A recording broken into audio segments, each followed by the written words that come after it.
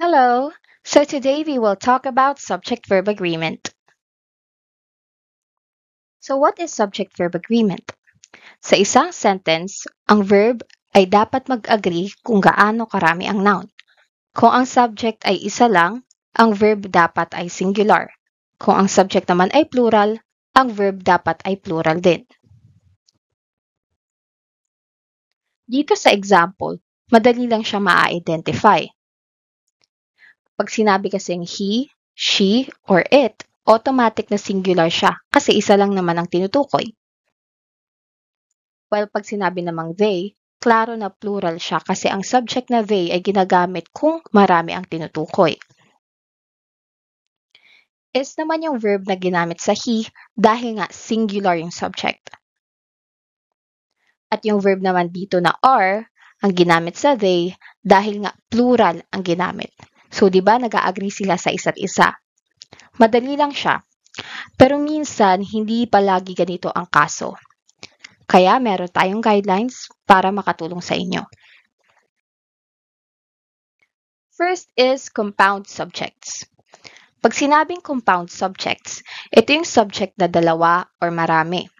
Usually, it is joined by and at or. So let's read the examples. He and his daughter are Chinese. Gina, Jel, and Chino are going to Japan. The girl or the boy is going to help. So yung mga naka-underline kada sentence, ang tawag dyan ay compound subjects dahil mayroong dalawa o tatlo na tinutukoy sa isang sentence. So sa una at sa ikatlong example, mayroong dalawang subjects. Sa first sentence, ito ay ang he and his daughter. Sa ikatlo naman, ito ay ang girl or boy. While sa pangalawang example naman, mayroong tatlong subjects. Ito ay sina Gina, Jel, at Gino. Ngayon, klaro na sa atin kung ano ang compound subjects. So now let's see what verbs were used. Sa first two examples, yung verb na ginamit ay are. Bakit? Dahil sa word na end. Ang meaning ng word na end ay dagdag, di ba? So ang verb na angkop ay are. So sa last example naman, ang gamit na verb ay is. Bakit? Dahil sa word na or. Ang word na ito nagsisignify na isa lang sa kanila. Isa lang sa babae at sa lalaki. Like, pipili lang dyan sa dalawang choices na yan. So, kung isa lang tinutukoy, is ang dapat gamitin. Now, let's proceed to another guideline. Prepositional phrase or clause. Yung prepositional phrase or clause between the subject and verb ay hindi kayang magbago ng bilang kung gaano karami ang subject. So, here's a reminder first. Kapag plural ang subject, which is yung noun, dapat walang S pagkatapos ng verb. Example, the kids walk to school. So, ano yung pinag-uusapan dito? Kids. So, ano raw yung ginagawa ng mga bata? Sila ay naglalakad. See na walang S pagkatapos ng walk. Hindi siya walks, di ba? Walk lang siya. Next one. Kapag singular naman ang subject, which is yung noun, dapat may S pagkatapos ng verb. Example, she walks to school. So, ano yung pinag-uusapan dito? Yung babae. So, ano yung ginagawa niya? Siya ay naglalakad. Notice na walks. Kasi nga singular, di ba? Kaya may S sa last word. Pero paano kung may prepositional phrase or clause sa loob ng sentence? Example,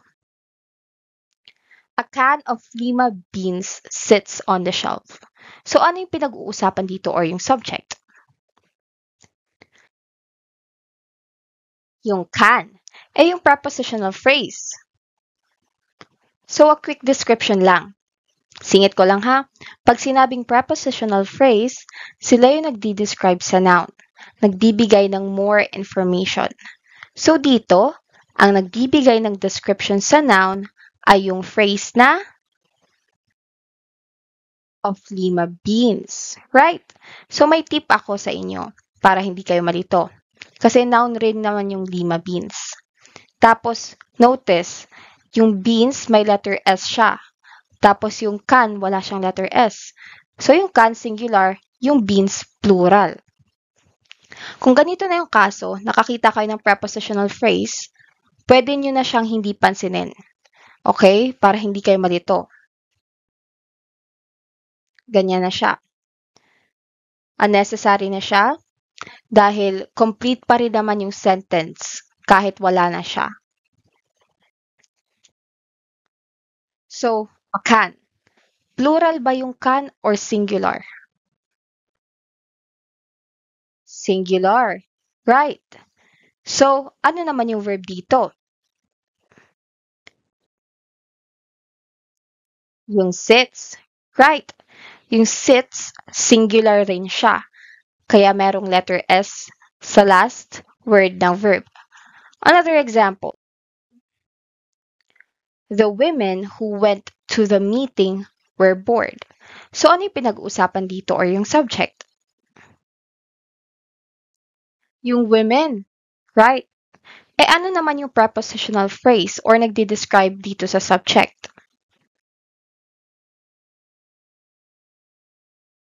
Ito yung went to the meeting. So again, kahit tanggalin siya, complete pa rin yung thought. So yung verb naman ay were. Now let's proceed to another guideline. Mid-sentence words. Huwag kang malilito dahil ang dapat pagtuunan ng pansin ay ang verb at simple subject, hindi ang mga salita na nakapalibot sa kanila. Ito lang naman ang dapat mahasa sa inyo. Kailangan alam nyo yung subject. Kung sa Tagalog, yung pinag-uusapan. First example.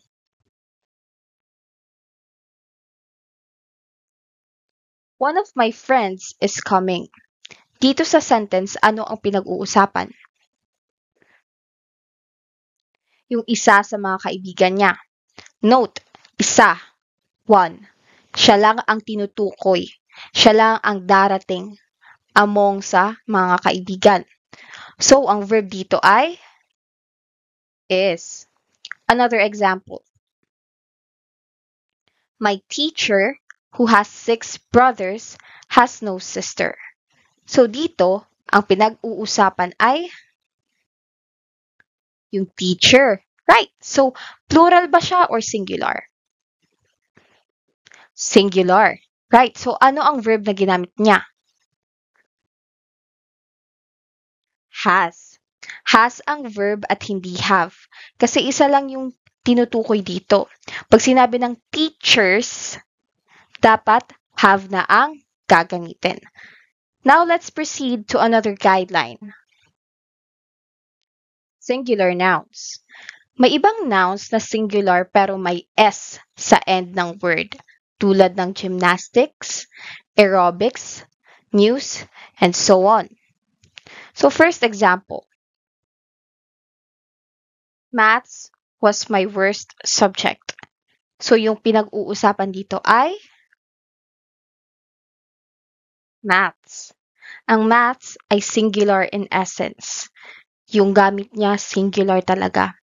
Kaya ang verb na ginamit dito sa sentence ay was. Next one. The news is not good. Dito, ang noun ay news. Tulad ng first example, similar sila na yung essence nila, singular kahit may letter S dyan sa dulo. Kaya ang verb na gamit ay is dahil nga singular. Now, let's proceed to another guideline. Plural nouns. Mayroon namang plural nouns na plural talaga siya. Yung form niya or the way it is spelled, pati yung essence niya, ibig sabihin kung ano yung gamit niya talaga. Plural talaga siya. Tulad ng glasses, scissors, and goods. First example, my new sunglasses are missing. Sunglasses yung noun na plural talaga yung meaning. Kaya ang verb niya ay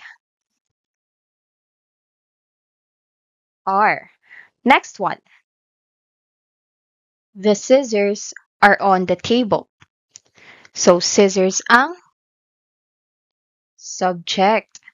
At tulad ng first example, ang verb niya ay are. Pero paano kung pair of scissors na siya? Anong verb ang dapat gamitin? Are or is? So, ang answer ay is. Dahil ang subject or ang pinag-uusapan ay isang pair. Ang word na pair ay kasali sa collective group of noun. Pag sinabing collective group of noun, it means that nagre-represent siya ng isang grupo, tulad ng dozen, decade, and century. Nagiging plural lang siya kapag may minention na number na more than one, like 2 scissors, 6 dozens, and so on. Another one is when the subject is plural noun by form of the way it was spelled, pero singular siya by meaning. Ulitin ko. Plural siya the way it was spelled, pero yung meaning niya, yung essence niya, singular. Parehas dun sa singular nouns. Ganon. Tulad ng news, measles, gymnastics, and so on. So here's the first example. Mumps is a contagious disease. So despite may S sa last word, dahilan na mukha siyang plural, is pa rin ang verb na gamit dahil singular ang ibig sabihin ng mumps. Lastly, mayroong plural form na subject with singular or plural meaning na nakadepende. Nakadepende kung paano siya gagamitin sa sentence. Example, politics is an interesting subject. So sa example na ito, ang politics ay ang subject. Sinasabi dito na ito ay isa lang na interesting topic, kaya ang verb na gamit ay is. Next. The politics of the situation were complicated. So, ang subject ay politics pa rin. Pero the way siya ginamit ay in-apply siya sa maraming aspeto ng sitwasyon. Kaya ang verb ay were. Now, let's proceed to another guideline. Inverted subjects. Ang normal word order in English grammar ay subject, verb, and object. Kung inverted subject, need yung maging careful na ma-identify kung ano ang subject dahil mas nauuna na ang verb kesa sa subject. So, example, where are the girls playing tennis? Ano ang subject dito? Yung girls. Tapos ang verb ay are. Notice na mas nauuna ang verb kesa sa subject. Another one. There is a car outside. In this case, similar din siya sa first example. Mas nauuna ang verb kesa sa subject. Now let's proceed to another guideline. Collective nouns. Ito yung mga words na nagre-refer sa group of people like team, family, committee, and company. Ginagamit siya as singular kung yung gustong i-emphasize ay isang grupo. Ginagamit naman siya as plural kung ang gustong i-emphasize ay yung mga miyembro sa grupo. Again, ginagamit siya as singular kung yung gustong i-emphasize yung grupo mismo, yung name ng grupo. Ginagamit siya na plural kung ang gustong i-emphasize ay yung mga miyembro sa grupo. Example, the committee was set up in 1910. So, yung subject dito ay isang collective noun. Right. And ginamit siya mismo to emphasize yung grupo. Kaya ang verb niya ay singular, which is was. Pero paano natin siya magagawang plural? So dito, ang subject pa rin ay yung committee. Pero, yung verb niya ay plural na. Dahil hindi na organization ang tinutukoy, kundi ang miyembro sa organization. Okay, another example. The jury has awarded custody to the grandmother. Dito, ang subject ay jury. Right. So, yung jury dito sa sentence means nag-act siya as one unit, iisang utak, dahil napagdesisyonan mismo ng mga miyembro doon na yung custody mapupunta sa grandmother. So, yung verb naman na ginamit, singular, kasi nga iisa lang yung desisyon. Ganito naman siya pag ginawang plural. Yung subject ay jury pa rin, pero ginamit siya to emphasize the members. Kaya ang verb na ginamit ay have, which is plural. Now let's proceed to another guideline. Indefinite pronouns. Some indefinite pronouns that are always singular use singular verbs. Again, yung ibang indefinite pronouns na laging singular, ang gamit ay singular verbs. Ito yung mga singular pronouns. Anyone, anything, everyone, no one, someone, each, either, neither, one, nobody, nothing, anybody, anything, somebody, something, everything, and everybody. Here's an example to further understand what I'm saying. Is anybody listening? So dito, ang nauuna ay verb. Notice na singular siya. Dahil ang pronoun na gamit ay singular. Kasali yung anybody sa minention ko kanina. Meanwhile, there are some indefinite pronouns that are always plural, kaya ang verb ay plural. Kung kanina, singular yung pronoun, kaya singular palagi yung verb. Dito naman, plural yung pronouns, kaya yung verb ay lagi ring plural. So these are the plural indefinite pronouns. Both, few, many, others, and several. So here's an example to further understand what I'm saying. Many have already left. So ang subject dito ay many. At ang verb na gamit ay have, dahil plural yung pronoun na ginamit. Lastly, there are indefinite pronouns na pwedeng ma-adjust as uncountable or countable. Yung mga pronouns na yun ay all, any, more, most, none, and some. Keep in mind na kapag uncountable pronoun, singular dapat ang verb. Kapag countable naman, use plural verb. Example, some of the sugar is on the floor. Notice yung pronoun na some. At yung subject na katabi nito, which is sugar. Sa tingin nyo, kaya nyo bang bilangin yung butil ng asukal sa sahig? Hindi, di ba? So, since uncountable siya, ang verb niya ay is. which is singular. Another example, some of the marbles are on the floor. Yung pronoun dito ay some pa rin. Pero yung subject na tinutukoy ay countable, kaya ng bilangin. 'Di ba kaya mong bilangin kung gaano karami ang holin?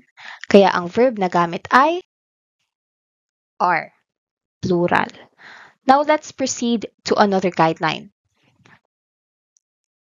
Fractions, countable nouns. Pag sinabing countable nouns, minention talaga yung bilang, kung gaano karami. Kaya siyang bilangin.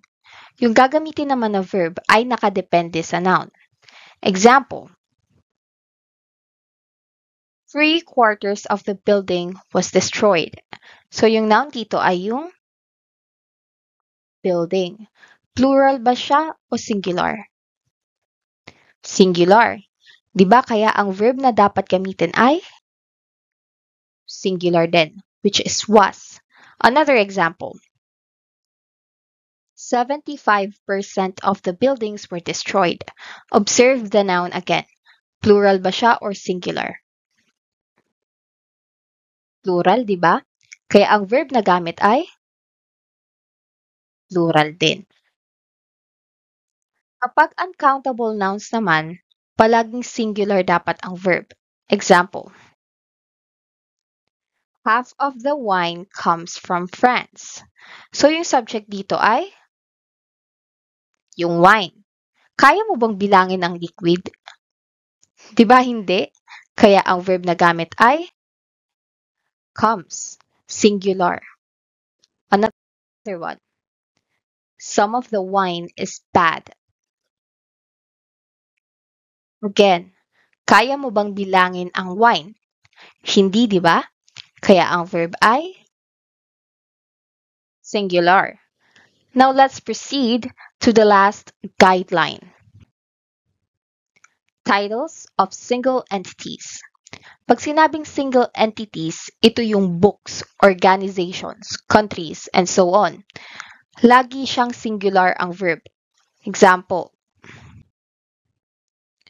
the grapes of wrath takes a long time to read. So yung subject dito ay Grapes of Wrath. Ito yung title ng book. So considered na siya as single entity, kaya ang verb na gamit ay singular. So that would be all for today. I really appreciate that you are able to keep up with me. Thank you for listening. I hope to see you soon on our next class. Bye-bye!